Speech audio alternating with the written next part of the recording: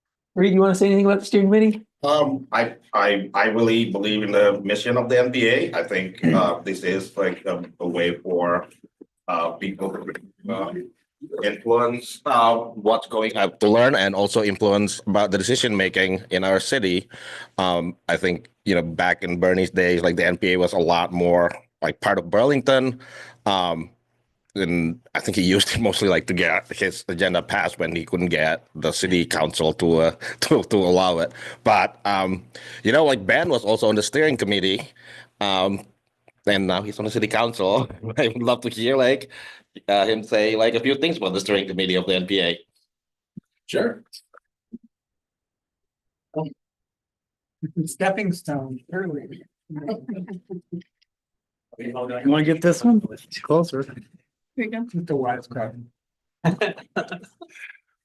Well, with that, Andy, I'll nominate you to join this.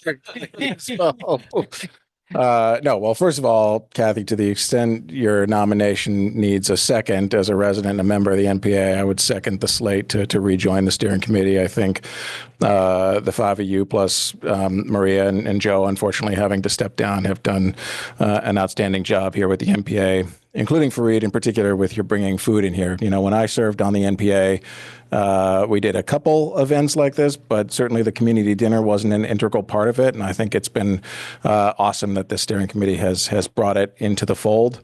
I served on the NPA steering committee with Andy, among others. And I think in large part due to interests voiced by Andy that I shared with respect to, our trying to sort of change the traditional way in which the NPA operated, which was sort of a pretty standard formula, meeting in and meeting out with respect to the same kinds of visitors, regular updates from the city council and so on, which certainly had its value.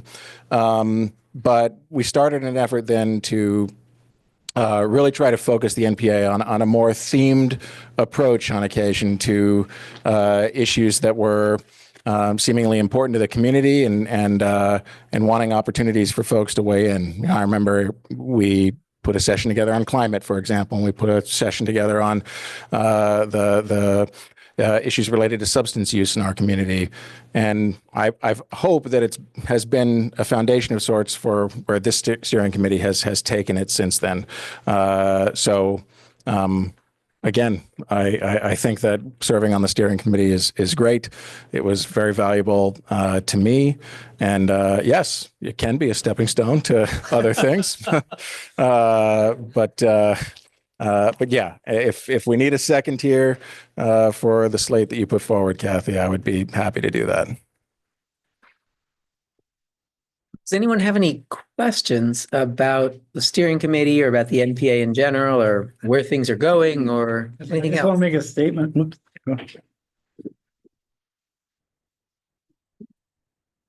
Hey there, I'm Pat Rivers. I live on Locust Terrace. So I've heard you really support the mission of the NPA. What is it? What's the mission of the NPA? Do we have a stated mission or is it just implicit? It really is about having a say in decision making on TV. That's what in our bylaws, and it was written in a different age when people actually did have input into like decisions that were being made by our representative, but also by the mayor's office and city government. And I would like for us to be able to have enough resources to include more of our neighbors, because I do think Vermont is a very special place in that the spirit of like town hall style democracy, where it's like grassroots decision making and not necessarily like the professional politicians making like the decisions for us. And other towns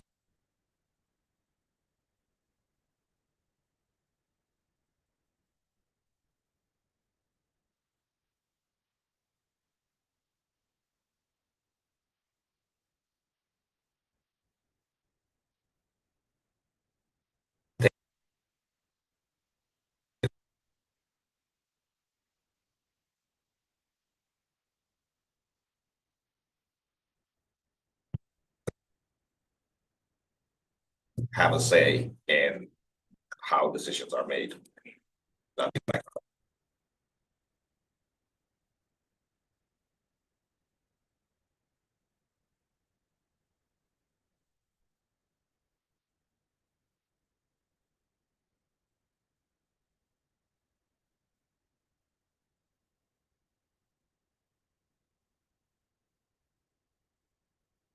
that. Wouldn't mind helping with some of the committees or some of the activities and stuff. But what I have found good about this is we do bring a lot of different people together. And through different interactive activities, the discussions, the ways of using boards and colored strips to pick out the kind of things we like or we don't like, getting our voices into the potential development that's coming down here in the South End. There's going to be a lot of changes in education, and we do get firsthand knowledge basically from our city councilors, folks like Bram and Tiff, and we do get that information, and if we can spread it to our neighbors, it will preserve what I believe Vermont still has, and for the most part, we can sit down and talk civilly. A lot of places you can't, and this is a good voice, and I think a stepping stone to keep our whole area united as one. Bringing good jobs in here, bringing good people in here, making sure people do have a place to go. I find, again, housing is a foundation. If you don't have a place to call your home, you can't even apply for a job. So giving somebody, something under their feet and over their head, at least a stepping stone to a job. And I've got information that shows that people that get housing and stuff are more productive economically as well. So I love the group that's been endorsed, the 5 original, and I will do what I can every meeting. And I think Noriko would be a good person to go on, but she's a little timid, but she's got a lot of energy too. All the people I find that come to this meeting and they see it on TV and they come up to me after, they like the fact that we are kind of, we go the gamut. We do throw out weird ideas and stuff, but a lot of stuff does come to fruition. We work it out, but this is a good group and I want to see it grow and have more people involved and more activities and maybe a little bit more influence. Thank you. Charlie, and then Okay, so hello, I'm Charlie. I'm actually in Ward 2, but since I record these meetings, I've been doing that for about 10 years. So I've attended almost every NPA meeting for about 10 years. And so I can tell you with authority that Ward 5 at this time is an unusual NPA steering committee because, as Ben was saying, there's oftentimes themes. Okay, so the steering committee from Ward 5 is more creative than most of the other NPA steering committees because most of the other steering committee meetings just wait for people to ask time on their agenda, and that's what they do. Okay, this steering committee doesn't do that. This steering committee actually is more assertive and looks what the needs are in their community and actually goes out and gives people in their community an opportunity to express their views. And that is the original intention of the NPAs, so that the people in the general public would have another vehicle for advising the city council and the mayor's office. So that was the original intent of it, so that local folks could get together aside from the city council and talk about things and then advise the city council and the mayor's office as to what people in the public wanted. And I think you'll find that happens at the Ward 5 NPA meetings more than it happens at the other NPA meetings. Thank you. We do still make room for people who would like to present here, though, too. oh yeah, we weave it in. Go ahead, Ruby. I wanted to just highlight something. If you wouldn't mind just introducing yourself, Stephen. Oh, sorry. I'm Ruby Perry. I'm from Ward 5. And I wanted to highlight something that David said and also build on this idea of what the purpose of the steering committee is and what good does it do. And he talked about a lot of different people coming together and learning to work together and talking together, and we get to know each other as in that process. And everybody has talked about we help with decision making, and that's pretty important. But I think the most important thing from my point of view is that we build power when we come together.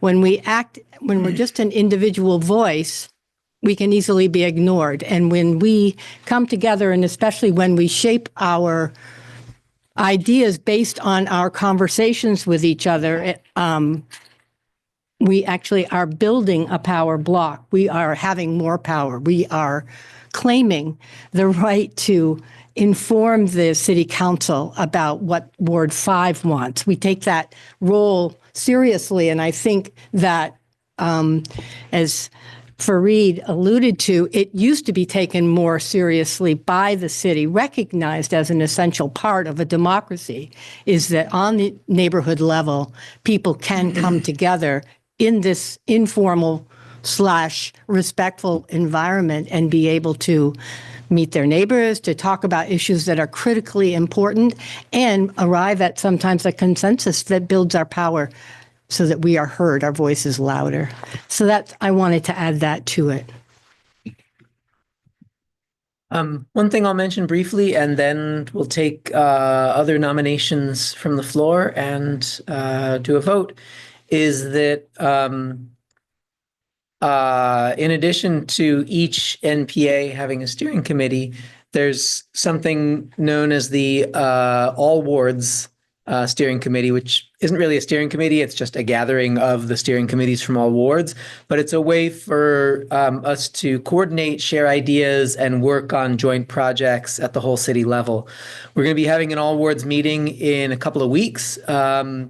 That we're hoping a good proportion of the steering committee members from across the city can come to. The public is, of course, welcome. It's an open meeting, just like any NPA meeting, and it'll be warned on the city's website. But the purpose of it is we're going to be discussing 2 possible projects that we're considering tackling kind of jointly as all the NPAs this year. One of them is sort of pretty NPA specific. It's to discuss alternative ways of structuring the NPA's budgets.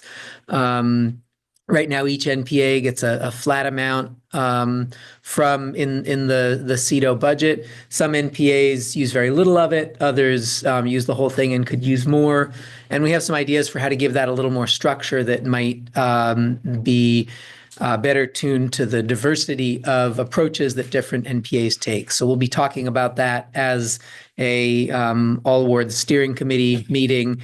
And then if we can come to agreement, bring a proposal to the city for consideration.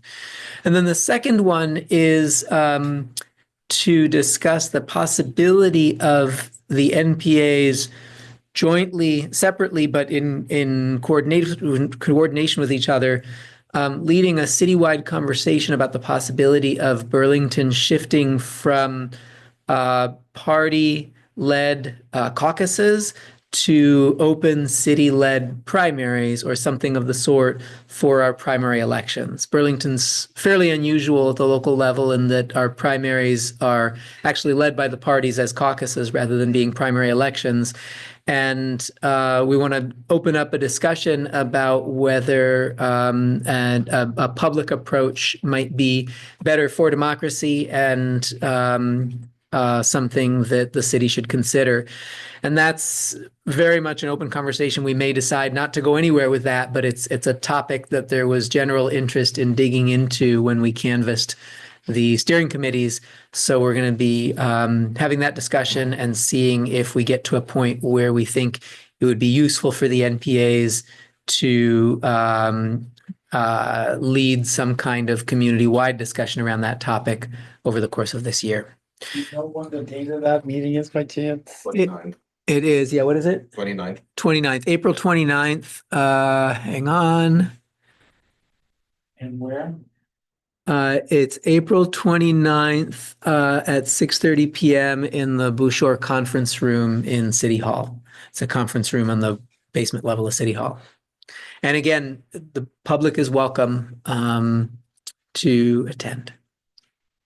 So I raise that just because that's part of the picture of joining the steering committee, that we're taking a look this year at some issues that go beyond Ward 5 and are, things that we might end up collaborating with other NPAs on. Okay, with that, would anyone like to put their name forward or nominate someone else to join the steering committee? Agreed. Want to nominate Greg Stefanski, talk to him about having him join the steering committee. He couldn't make it tonight, but I think that's something that he's expressed a lot of interest in. Okay, so we've got a nomination for Greg Stefanski, a second. I'll second that nomination. Kathy seconded. I Andy. proposed to Greg, I just want to add this into the discussion. I did propose to Greg that I nominate him tonight, and he said he'd rather not be nominated. Oh. That he's busy with a work transition and doesn't feel like he okay. can do it. Great. Glad for the update then. Thank you. Draft. We will withdraw that nomination from consideration based on that updated information. Excuse me, let me turn off my phone. Other eligible again to like join the steering committee now, right? You're taking your other nominations or self-nominations? Yeah. Hi, I'm Primrose. I just moved here. I'm on Hayward Street now, with a couple of close friends. And I'm feeling inspired. Your name is Jack? Yes. I'm feeling inspired by what Jack was saying, and liking the energy here. So I'm going to nominate myself or put my name in the ring. Second. Cool. What is your last name? Van Wolvelier. Primrose Van Wolvelier. Sorry, spell that for the record. VANWOLVELEAR. Okay. Was that slow enough? VANWOLVELEAR. Yeah. Capital W. Yeah. Awesome. Cool. Others?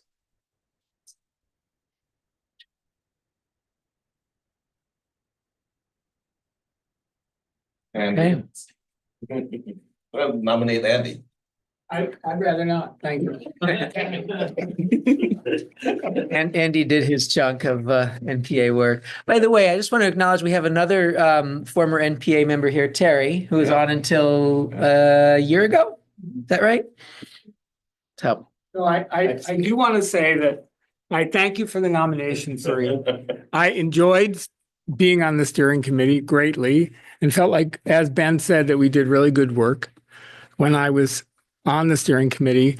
And I'm very loyal to the Ward 5 NPA and come every single time I can. So I thank anybody who is stepping up to serve, and you'll have my support. all right. Hearing no more nominations, I'm going to close the floor to nominations, and I'm going to propose that we fold Primrose into the slate and vote on a slate of the 5 existing steering committee members who are rerunning, plus our new candidate. And Ruby, you have a question or thought? Plus, Process, would Free it be design. okay well, he. if Primrose said something about themselves before? Oh, So that we would, Ab- our vote would have somebody. absolutely. Good thought. Thank you. Please. Yeah. Yeah, I haven't met most of you. So it's cool to meet you guys, and I'm looking forward to meeting you more. I was living in the Old North End for a few years, and then I was in Winooski for the past year. And I just moved to Hayward Street. And yeah, I've been feeling kind of like uncertain about how to like be more tuned in, and like useful to my community. So this is a cool thing that I, like sort of what you guys have been talking about like the vision of how the NPA works that aligns with my values of more grassroots democracy. And yeah, and this feels a little impulsive, but in a good way. So yeah, It's not a lot of work. cool. Does anyone? I was saying, he nominates someone and Kathy second, Gary or Greg? No, Yes, Greg and then actually- Andy said that Greg, that the person The that, person nominated has to accept the nomination. yeah. Oh, And okay. Andy had more updated information, which is that Greg, in fact, does not want to serve right now. Yeah. Oh, okay. So we withdrew that We one. might have gotten like a. But thank you for checking. Yeah. All right. So we have a slate of 6. All in favor of electing these 6 folks to serve as the NPA steering committee for the next year, please say aye. Aye. Any opposed? All right, it's unanimous. Thank you. Now, just out of curiosity, do we ever nominate people to go on the select board, the committee, the steering committee later, like in 6 months or something? Do you nominate anybody else? We add people partway through? We'd have to look at the bylaws. I think you can. Okay, I wouldn't mind. great. Yeah, and that's always welcome. So if somebody wants to step up partway through, and you expressed interest in a summer event, if you want to pitch in on specifically on helping to organize that, that'd be fantastic. I will help that, and Great. I believe we did a great job last year. And I Yeah. was hoping we could maybe use the same place and block off the same area and then use Great. it to promote another topic or housing or something. Fantastic. We'll pick that up soon. Let's shift gears. We invited Buddy Singh and Ben Travers, our two city councilors, to join us tonight. Ben is city council president and the Ward 5 city councilor, and Buddy is the South District city councilor newly elected. And we asked them to come and speak to two questions that I neglected to put right in front of me. What are they? Oh, thank you. Two things. What are you most excited to work on? And how can the council achieve collaboration in many dimensions, but in particular across party lines? And we invite you to take it from there. And really the big picture here is, lots of times when we have city councilors come, it's about the nitty gritty of what's on the table right now. And this is kind of more a broader view of where are things going, where are you putting your energies, and how are you going to make it all work? Specifically, what are you excited about? Yeah. Not like what's grinding your gears and what do you wish was like, what's Yeah. at the beginning of the session here. Like what are you hopeful about? Well, thank you very much for having us. Yeah. Buddy is, I feel very bad for Buddy because Buddy had a council meeting on Monday and he's on our REIB committee, which met last night. And then he's on our public safety committee, which met tonight before this meeting. So his first week as a councilor, he's got 4 meetings in the same week. So hopefully Buddy can speak to what he's excited about. Buddy, I don't know. I mean, you and I talked beforehand about, maybe my expanding upon some of the stuff that's carryover from last year that we're excited about, but do you want to speak first? I mean, a couple meetings. Again, thank you all for having me. I really appreciate this forum. It was very important to me as a candidate in the beginning to be able to speak to all of you and take questions from the people in this room. I think it really helped shape my vision, becoming a counselor. And I appreciated that input. Again, I'm here to listen. Mostly, I want to tell everybody here. I want to take as many voices as I can with me when I sit at that table on, those Mondays that we have council meetings and then sitting on the committees. I've been really excited this week. Ben was saying it's busy, but, I big thing for me is I want to show up right, at first. So everybody knows I'm very committed to this. I had, great committee meetings. I've been lucky enough, Milo chairs REIB. That's, it's definitely something that I'm very interested in. And as far as what's happening across the nation, I think it's an important to show this city that can be effective and that how it can transform a community. What we're going to see over the next or the future of Burlington, it's going to look a lot different than it is today. And I think REIB can take a part in that. Public safety, again, it's one of those things that people brought up here, people brought up while I was knocking doors and on the campaign. And it's just very insightful to speak to the new chief and, outgoing chief LaChance about their efforts and understanding what we're facing as a city. All of that is very exciting because, what I want to do here as a counselor is, make the city better for everybody that's here, and it's not just one group or another. Again, I think I just caught Dave at the end when I came in, what he was saying, and he's 100% right. We need to stand together as best we can. We are facing a lot of things as a nation and as a people we can't do it alone. We have to be together. We have to talk to each other. We have to resist those urges inside to be angry and to be upset. And we should move that to action, to volunteering, to committing yourself to public service, to committing yourselves to your neighbors. So I hope I can take that attitude and bring it to the council. And I know that's shared by all my Democratic colleagues and all the colleagues that are progressive. And, I spent time trying to sit down with all of them. So thank you. Wow. So I'll mention a couple things, but also if we have time and folks have questions about specifically how we're leaning in certain areas, I'm happy to take this opportunity to answer those questions. So, if I were to focus on two areas that I'm excited about, the first, it's hard to be excited about anything that touches on what's happening sort of outside of Vermont, well, even in Vermont, but related to the Trump administration on the federal level. But there's certainly a lot of opportunities I see for the city and for the city council to collaborate and work together to ensure that Burlington remains a resilient community for all, notwithstanding everything that's happening at the federal level. So it's not quite ready for prime time yet, but one of the sort of powers, for lack of a better term, that the city council president has is they can stand up ad hoc committees in addition to the standing committees we have. And I'm working with our progressive colleagues as well as the mayor on, this is a working title, but standing up what I'm calling a resilience committee that would be bipartisan, 2 Democrats, 2 progressives, and I've invited the mayor's team to have a seat at the table as well, for them to work at least over the course of the next year on issues to ensure that Burlington and all of its residents feel protected, feel safe, and that we remain a resilient community. And so, where do I anticipate this committee could lean in? I think it could lean in to ensure that folks who belong to historically marginalized communities have all the protections in place here as a community. And to the extent the committee comes up with suggestions as to how to strengthen those protections, that's an area where they could lean in.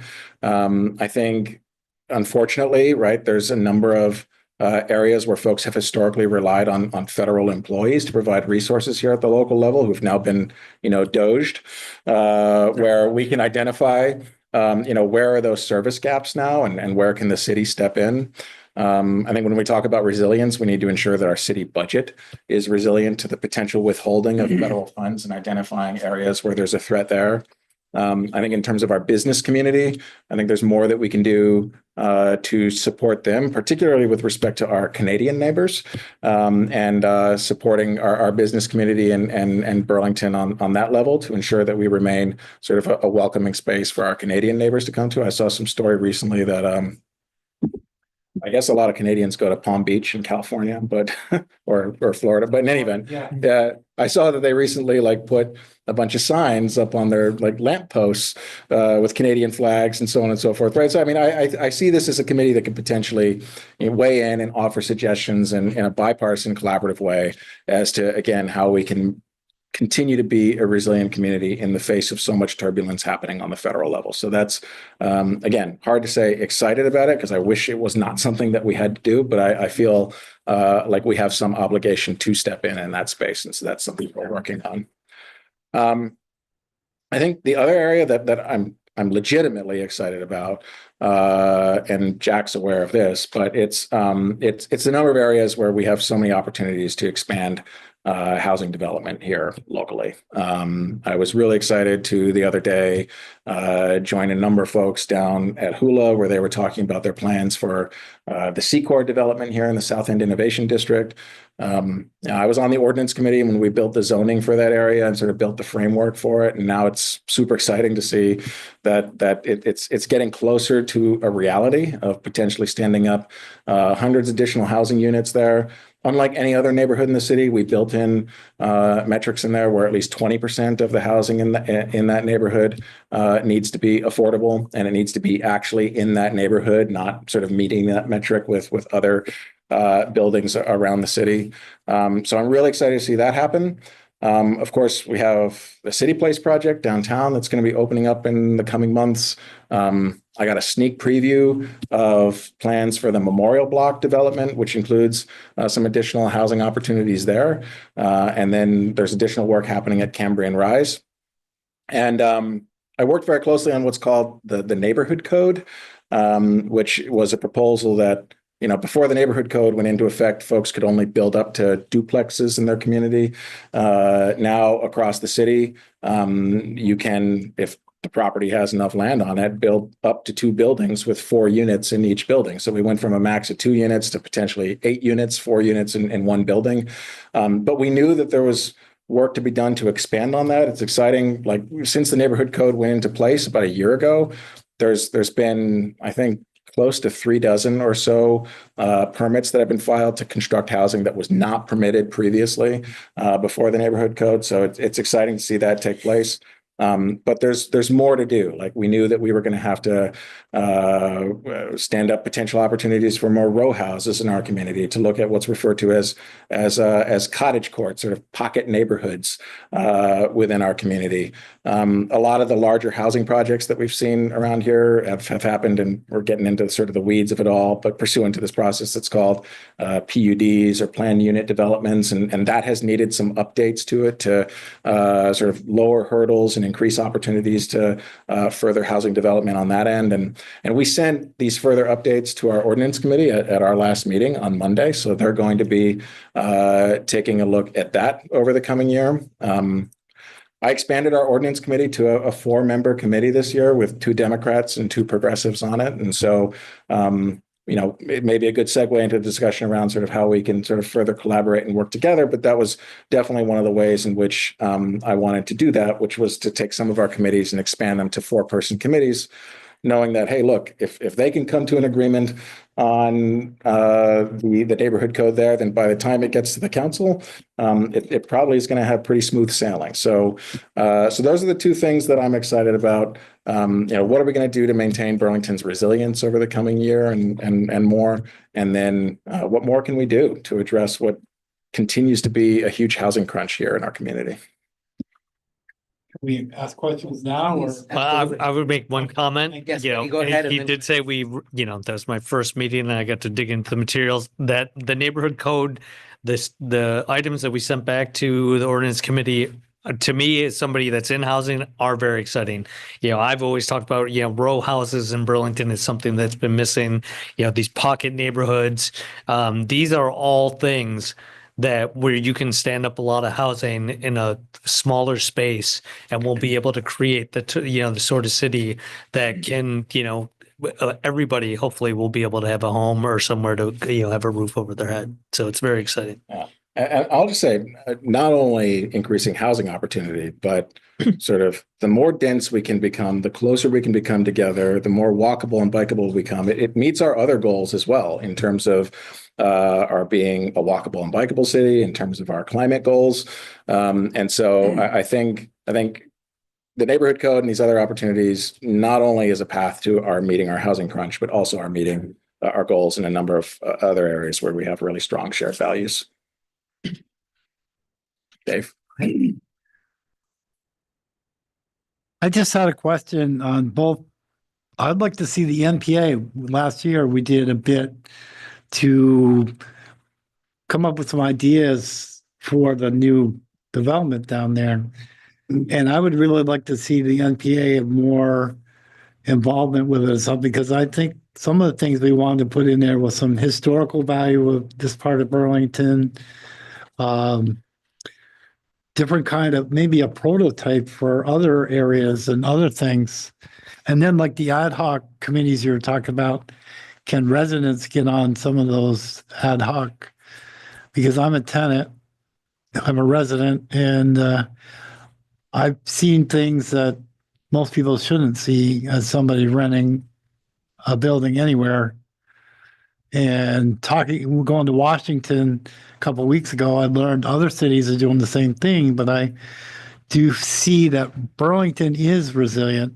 And I think if we can make this new development something different and special, something to attract people to, with maybe some jobs and something distinctive people want to be associated with, then it will bring up more positive energy to Burlington than it already had. We need some positive news and a positive way to get there. And I think maybe what you guys are coming up with is part of that solution.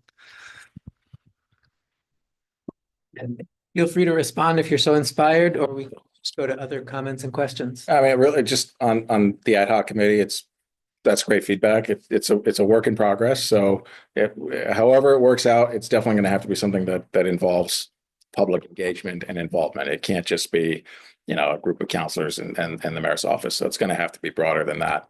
And in terms of this development down here, yeah, I mean, I agree. Any sort of major development in Ward 5 here, actually, if under our laws, if you have a large enough development that has to undergo what's called major impact review, you have to do a community meeting. Andy may remember this. There was like one project where you don't have to come to the NPA.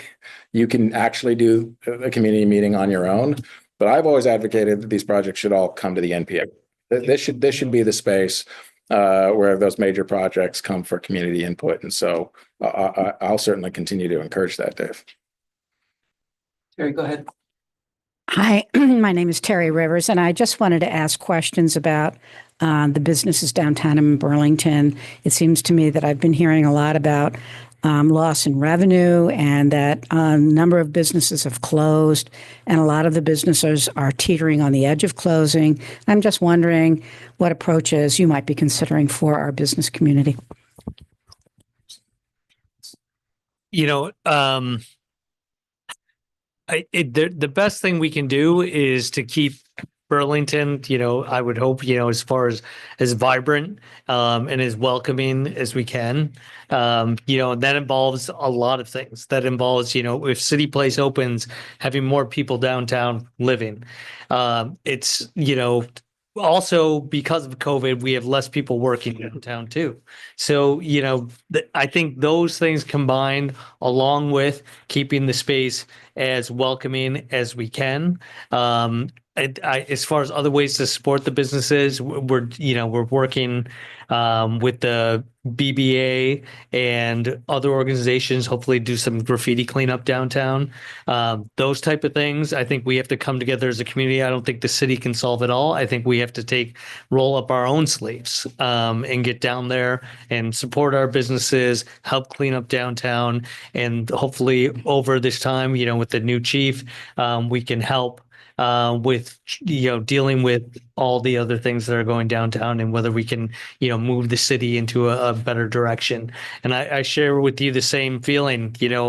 I enjoy going downtown. It's great when you're down there, and it is upsetting to see less local businesses, more national chains. And from that aspect too, that's a democracy question too. We have more input with a neighbor who owns a business downtown, and we know that they're invested in our community. A national chain with a manager or a regional manager, we are not going to get the same response when we want to do things or when we want to support each other or we want to come together as a community. So I think it's really important, again, to support as much as we can our local businesses. Yeah, I agree with everything Buddy just said. I think our Main Street businesses in particular right now are struggling. Because of ongoing construction that's happening there. And, that's not ending anytime soon, that construction. The intersection closure at Main and South Winooski is scheduled to continue until November. Then it will reopen temporarily, but then it's going to close again until they completely finish the sort of Main Street, Great Streets, at least that project. A year and a half from now, right? It's not scheduled to end until I think November of 2026. So there's a lot that we need to do to support the businesses. We're exploring with DPW right now, options for how we may be able to increase more traffic flow down the street. We've been encouraging them to maybe increase some free parking opportunities downtown. So they actually did that. So Wednesdays and Thursdays now downtown, there's, I think, 2 hours free parking. So it's been expanded beyond the free parking that's available on the weekends. I think there's more that we can do in that space. And then looking forward, one other thing that we're looking at, and Becca McKnight, the counselor from Ward 6, has sort of started to look into this, is again, working title, standing up some sort of bridge fund of sorts that would be able to bridge our businesses that struggle through construction projects from, point A to point B. And maybe trying to find a way when we bond for these projects to have some contingency baked into that bond to provide financial assistance to businesses that are losing out on revenue because of those construction projects. It's very early on. Need to work out the legal wrinkles and all that too. But it's among a number of options that we can look at to try to support the downtown business community. And I'd like to add on to what Ben's saying. It's not just supporting a business. There are so many service workers in our downtown. Some of those people who are washing dishes, service, in being servers, they have families to support too. If we lose these businesses, we risk even greater amounts of people's livelihoods that could just be teetering also that are struggling with making ends meet. So it's not just about business. This is about people. This is about workers. This is about the vitality for everybody here in Burlington. And I think it's important that people understand that that's what we're talking about. One thing I just want to add in response to that question, and then we got a couple questions over here. I work at Front Porch Forum, and over the next couple of months, we are donating tens of thousands of dollars of free advertising specifically to businesses on Main Street since they're so hard hit to encourage people from across Burlington to shop downtown. Because it just needs to be higher on people's radar that these businesses could really use our help right now. So that's our office is downtown, and we're seeing, firsthand how much these businesses are struggling. So that's something that we could do to help. So that puts those businesses in front of Front Porch Forum's 26,000 Burlington members every day for 2.5 months. Awesome. Dan, go ahead. Come on up to the mic and introduce yourself if you don't mind. Dan Goldsman, Ward 5. I don't have a question per se, but an ask, as it were. It's just echoing a lot of what folks have said here and what you folks have said yourself. Talked about the NPA themes. The last NPA meeting I was at was about affordability. And I'm a landlord in town, so I'd quibble with a lot of the statements that were made about affordability at that meeting. But the reality is, no matter where you fall on the socioeconomic spectrum in Burlington, living here is borderline punitive for a variety of reasons. So I would ask you folks to keep your eye on the ball with the very serious problems that we have in town, a few of which have been mentioned, and avoid a lot of distraction, which seems to be coming up a lot at the city council. Issues with the downtown. I know a lot of good people are working on it. It doesn't seem like it's taking a while to get there. I work in housing, so I know that best. The laser focus from the city council on the real problems that Burlington has. Wait, Fareed, did you have a question? Yes. Great, pass the mic back in, and then I think businesses could pay a livable wage, like more workers could also, have more money to spend, and that would stimulate the economy. But my question actually is, I guess partly for Graham there, but also for the counselors.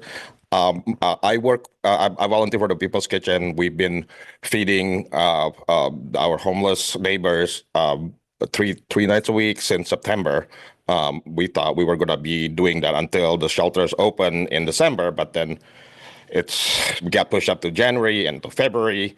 And now actually we're seeing even more new faces every time we go out to serve. And I know the governor almost ended the motel program where households were staying in a motel and they were gonna just get dumped onto the streets, I guess, onto like the cities, and like the state doesn't seem to have any plan for that. So I guess I'm asking if maybe if Graham could like speak to that, but also because it sounds like this is going to happen eventually, and like, so what are we doing as a city when that happens? Because that's like, if you think downtown is bad now, well, wait until there's like hundreds more individuals on the street, like, you know, we're hungry and cold and like and unhoused. Thanks. Bram Klepner. I represent essentially wards 4 and 5, along with Tiff Bloomley in the legislature. And yes, the governor's motives were a little bit incomprehensible from the legislator's point of view, because I won't go into a great deal of detail, but it turned out it wasn't about the money at all. The legislature had allocated $1.8 million to extend the motel program through June 30th, from April 1st to June 30th, for a number of reasons. And, you know, I should step back and say that no one thinks the motel program is a long-term sustainable solution to the issue of the unhoused in our community. The governor and his team have not come forward with an alternative, except, you know, we had included that 1.8 million in the budget. He vetoed it. His team came back and offered more money if the program was not administered by the state, if it was handed over to the municipalities. The negotiators from the House said to the administration, have you talked to the municipalities about this? And the answer was no. So the House called the Vermont League of Cities and Towns, called all the major municipalities, and across the board they said, we are not equipped to manage a program like this. We don't have the staff, we're stretched too thin. So the whole thing was kind of incoherent. And under, you know, great pressure, the governor slightly relented, which is to say, he did waive the 80-day max for families with children who are staying in the motels so that kids didn't get kicked out onto the street. He waived it for people who had medical needs that required access to electricity. And that meant a lot of people with a lot of struggles. There were people with disabilities, vets, people who were pregnant got kicked out onto the street. And the legislature has passed a housing bill which includes a successor plan to the motel program, you know, sort of officially recognizing that that is a transitional plan and moving to a community organization-based plan for providing housing to the unhoused and transitional housing and all those things. So that is where that is at the moment. There are elections in less than 2 years. I gotta say, your characterization of that as baffling is usually I can tell why Phil Scott does something, and even if I don't agree with it, it has a logic to it. There was no logic to that. It made no sense at all. Figure out motives. All right, now I'll put my facilitator hat back on. Yeah, let's go to Ruby first back here. I think Kathy had her hand up first before. Oh, okay. Kathy, sorry, I didn't see. Go ahead. Kind of to our two guests here, so you have to holler behind my back. Well, Buddy and Ben, I'm pleased to hear that both of you feel like you have to be working across the aisle. I've never in my life got involved in local politics until I moved to Decker Towers, and then I saw the problems, and then the steering committee came here, or the NPA, and I saw the value in that. But one of the things that has bothered me for the 2 years that I've really paid attention to things goes back to what Dan just said, is that there doesn't seem to be a focus on all of the things, and when there is a focus, it seems very partisan. and way too much partisan on the most important issues. And you just talked about bringing committees together with two progressives, two Democrats. And I know, Buddy, we talked about this a lot during your campaign.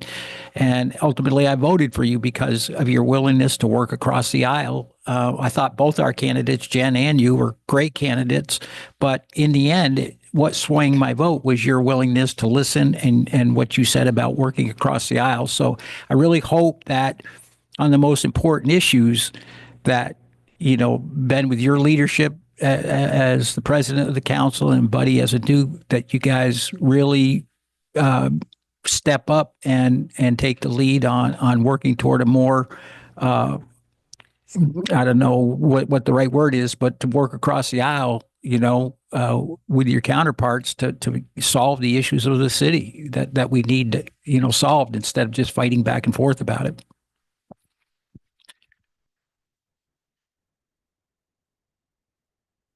It's just if they wanted to respond. To which? Kathy's. Kathy's. Okay, great. Sure. I'm happy. I mean, thank you for saying that, Catherine. I've lived in Burlington for 13 years now. The sort of progressive Democrat divide always sort of baffled me as well. It was something that existed when I got here. It's something that predated my time in Burlington as well by quite some time. Coming from a place up to here that didn't have that kind of divide, sort of, let's say, both on sort of the left-hand side of the political spectrum. It was an interesting dynamic.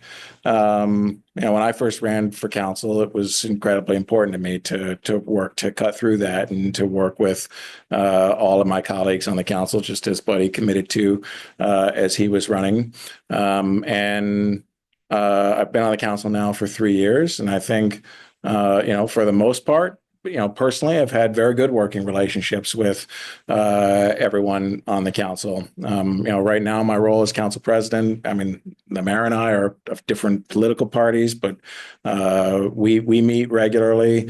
And I think, like, on the whole, sort of outside of the council meetings, I actually think most of us actually do work pretty well together. I mean, just as I was sitting over there, I got a phone call from Carter Newbeezer, the progressive councilor in Ward 1, calling me about something that's not an uncommon thing. That's something that's happening pretty regularly as we work together. That said, historically, over the whole history of the council, there's been some who work together better than others and some who don't. I'm excited about a new council year. I'm excited about Buddy and Allie, our new counselors, joining. I think it allows for us to turn another page. And like right now in particular, we have to turn a page, because with everything that's happening outside of Burlington again right now, like we have to be arm in arm, standing against tyranny, standing against these really troubling authoritarian tendencies that we're seeing at the federal government level. So I do believe that all of us are committed on that level, more now than ever. We see the need to do that, and I'm optimistic that it's going to happen, that you're going to see that. Yeah, and thank you for your support, Kathy. I really appreciate that. What I would say is, we are going to make mistakes along the way, and it's sometimes we're not necessarily going to be able to get along, but I'm going to make mistakes and I'm going to get upset, but I want to look at the person on the other side of the table, and I want to see them as a person, as a human, and I want to relate to them on that level first and foremost. And I hope that's something I can always fall back on, even when things are a heated discussion. And, again, as you say, we are going to disagree about things. I don't want to say everything's going to be rainbows and unicorns, but I want to look at them as people, and I want to look at them as my neighbor. And I think that can move this city forward. I really do. And then We've got about 10 minutes to the end of our meeting. I wanted to save a little time. Bram, if there is anything in particular going on in the legislature that you wanted to update on, no requirement, but given that you're here, I wanted to offer that space. Is it possible I can ask one question? Yes, Ruby, go ahead, and then David. Following up on Kathy's comments and your response, I wonder if either of you could say something much more specific about what are you going to do differently than what has been happening?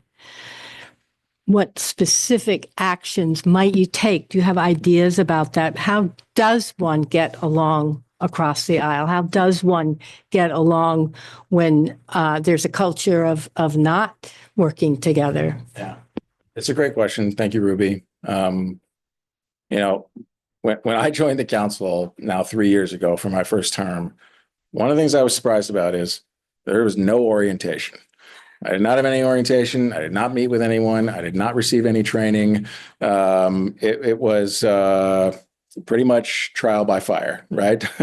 And I saw, and the mayor has gratefully agreed with me here, a big gap for as new counselors are coming in for us to do that work. So in collaboration with the mayor's administration, this year, which is the first year I've been able to prepare for a new year as city council president, we've stood up a training program now. We did a training session with our full council and our new counselors with our city attorney's office, which touched on issues related to Robert's rules and decorum and parliamentary, procedure and so on, which Buddy can tell you if it was helpful or not, but I think it was.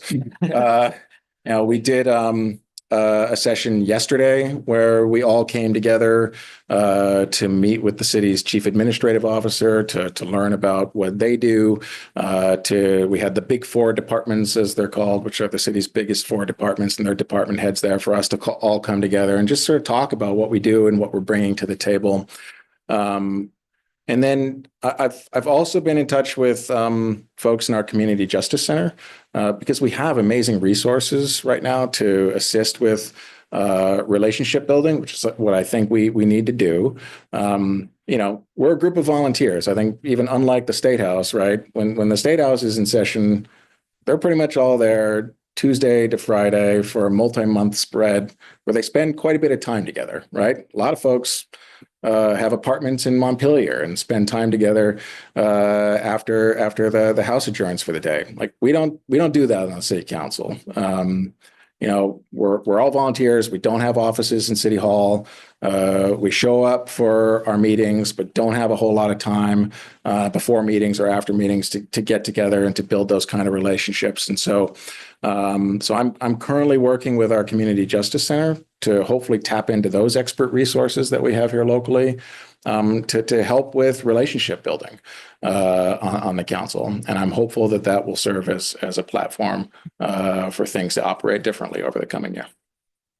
And, I want to echo what Ben has said. Honestly, these training sessions, they're not high stress. It's not at the council table. People can crack jokes. Like it's very much on a very more human level. And I think that's a very good start. I think we need to see each other that way and see each other as neighbors. And I think we're working towards that. And I got to commend Ben in the mayor's office for doing stuff like that because, you see it on the outside. They've been living it. And I'm glad they're, the recognition of that and taking the step, I think is very important. I think that's a very important thing to start with. So I hope that works. I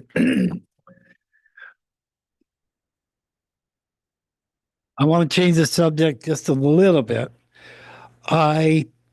Before I became homeless and stuff, I had my own taxi business. A lot of runs out of Burlington, lost luggage, people all over Quebec and Ontario and places like that. And before this past election, I actually sent a letter to Phil Scott saying Vermont should start preparing to, say that maybe Vermont wants to become part of Quebec or Ontario. 80% of the population in this area has a good long-standing French-Canadian roots, go back history for years and, 200 or 300 years. And I think what our federal government has done is shameful. I mean, the tariffs they put on a lot of our local businesses count on tourism. They count on, I'd like to see Vermont be some kind of safe haven, this area for those folks.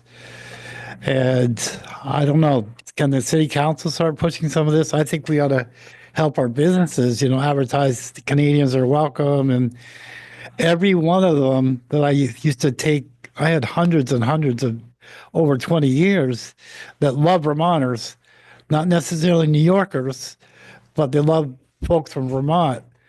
And I think we ought to show the same kind of strength. I mean, Canada is our biggest trading partner in Vermont. Is there something we can endorse, some kind of rules that we can start into place? So say, I applaud what Harvard's done, and that they, all the crap they're getting from the president, they're saying, we're not going to change. We need to be resilient in that effort too, and show those folks that we're with them as well. Brief response, and then we'll give the last 5 minutes to Brad. I mean, I totally agree, Dave. I mean, we need to be doing more to remain a welcoming community to our Canadian neighbors. I'm really troubled by all the stats that you see out there about Canadians that are canceling their vacations now to the US. I mean, we know it. You don't even need the data. You go down onto Church Street in the summer and you hear folks speaking French, and you know that they're here from Quebec or Montreal. But you also see it in the data. When we had to shut the border for COVID, you look at revenue data for our marina, for example, there's a huge amount of boat slips that we rent out to families that are coming down from Canada. Our campground, for example, there's a huge number of folks who come down and rent campground space at North Beach. So you see it in the data in terms of how much we as a city and also our local businesses rely on Canadian tourists, and I'm concerned about a dip in that. So I totally agree that we need to do more to ensure that folks know that Burlington is not representative of the kind of animosity that they're seeing from other corners of the country. I Ben got that all, so it's good. Graham, close us out. So we are much occupied in Montpelier these days with what is going on in Washington. And the tariffs and our congressional delegation is doing everything they can, working with a group of other border states to get the tariffs on Canada removed. We heard testimony from people working in forestry that they harvest timber in Vermont. It goes across the border to get milled into lumber, and then that gets shipped back. And with 10 or 20% on both ways, that business just is done, is frozen. But the tariffs are not our biggest concern. In fact, other federal cuts are, and our state budget's about $9 billion. $2 billion of it is federal money. And a lot of that's at risk. We get $800 million a year for Medicaid. That is a known target of the Republicans in Congress. And it is going to be very difficult to continue to provide people with health care. And, our work on the environment's at risk, our transportation system, our healthcare system. So that is an anxious, very dark cloud looming over everything we do. That being said, the legislature did come together and pass a budget with overwhelming support that funds a lot of the things that that we care about. But even there, I'll say, it is almost true that Vermont is the only state without a balanced budget law, and it is true that Vermont is the only state that always balances its budget. But you can see why other states don't, because it's painful. We $9 billion budget. There were my Tiff, who sits on appropriations, said there were $300 million of important needs in Vermont beyond what we could fund. And, the pain of not funding all those things will be amplified by the pain of defunding a lot of things that we are now doing. Because we know what we're doing isn't meeting the need now, and it will meet the need much less if we have to endure that. We did pass out of the House a large and transformational education bill. And it has gone to the Senate. I have heard from people who've been in the legislature for a while that the Senate is always unpredictable, and this year they are even stranger than usual. But that being said, I will say, so the education bill that we passed puts together a commission to propose 3 new maps, all of which will have drastically fewer school districts than we have. The governor's map had 5. The guidance we've heard is that school districts should have of up to 4,000 students in a district. You gain both educational opportunities and financial efficiencies. Beyond that, the gains are sort of marginal. But if you take our 84,000 students and divide it by 4,000, that's 21 school districts. So the answer is probably somewhere between 5 and 21 from the 100 plus that we have now. And that is work that the House Education Committee, and it's not a committee, I don't sit on that committee, but it seemed to me that they did that work very thoughtfully and very carefully and thought about all the complexities of bringing a bunch of existing school districts into a larger school district. There are all sorts of things like within that school district, some districts have more debt than others. How do you combine that? How do you guarantee with one school board for a larger district that the small towns have a voice?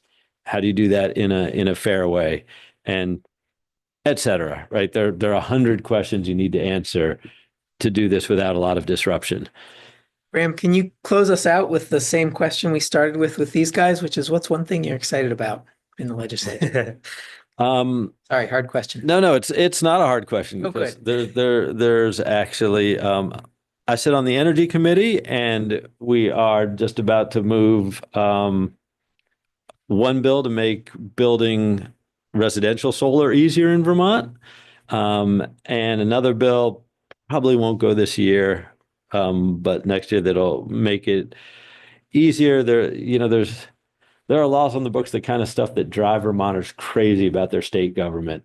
There's a gravel pit with a big solar installation in it, and there's another one beyond it. And because of the rules, if they want to add solar to the second abandoned gravel pit, which is a perfect place for it, it's where we need it, and it's already disturbed land, but they can't use the same road. They got to build another road right next to the original one so. We are working on a bill, and that's the one for next year that will get rid of that stuff and let us build solar where we want it, where the towns want it, and so forth. So those are 2 steps forward in terms of the clean energy transition and local, making us less dependent on things out of our control and providing for ourselves and so forth. So those are fun. Great. Thank you. With that, we will adjourn. Thanks for coming, everybody. I want you guys to take these and read them. I got more to provide. I'm going to give those guys some too. Great. But there's things out there called a national tenant